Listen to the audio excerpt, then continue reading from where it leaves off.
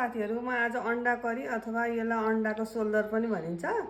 यसको लागि चाहिने सामग्रीहरुमा मैले यहाँ 2टा अंडा, एउटा सानो टमाटर, एउटा हरियो खुर्सानी काटेको, धनिया, यो जिराको धुलो, बेसार आधी चम्चा सानो चम्चाको, अदुवा लसुनको पेस्ट थोरै धुलो खुर्सानी, स्वाद अनुसारको नुन, मेथी र प्याज तयार पारेको छु।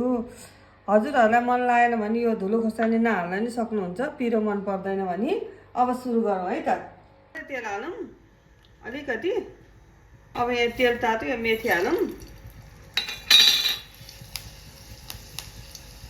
अब मेथी कालो भएपछि यो अंडालाई हाल्दिनी।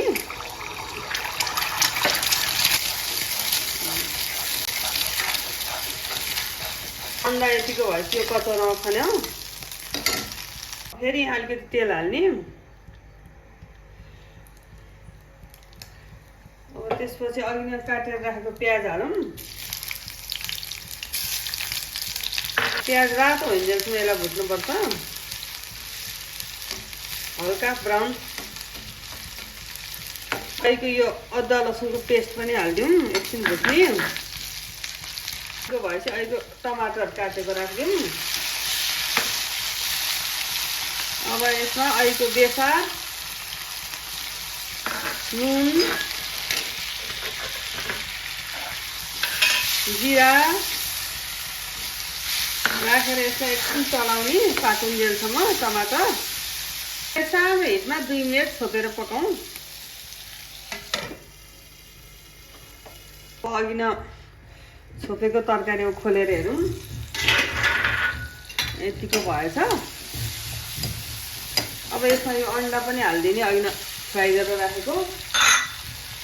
यसलाई हल्का चलाउने। अब यसमा अलिकति धुलो खुर्सानी राखिदिने।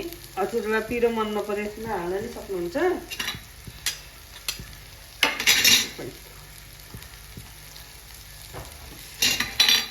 अब यतिको भएपछि यसमा पानी हालिदिउँ, अघि नै तताएर राखेको पानी।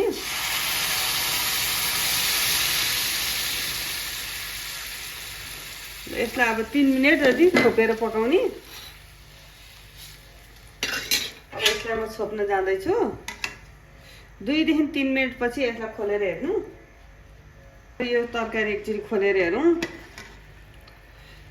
यतिको सक्यो। अब यसमा अघि नै काटेर राखेको धनिया हालिदिने। यसलाई हल्का चलाउने। अब हजुरहरूलाई नुन कम भयो भने थप्न सक्नुहुन्छ, नत्र अंडा करी तयार भयो।